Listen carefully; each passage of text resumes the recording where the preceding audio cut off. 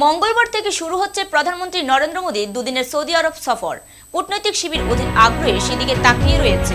অপরিশোধিত তেল এবং তৈল শোধনাগারের লগ্নির ব্যাপারে এই দুদেশ মোদী সফরের পর কতটা এগোতে পারে সেটাই এখন আলোচনার কেন্দ্রে।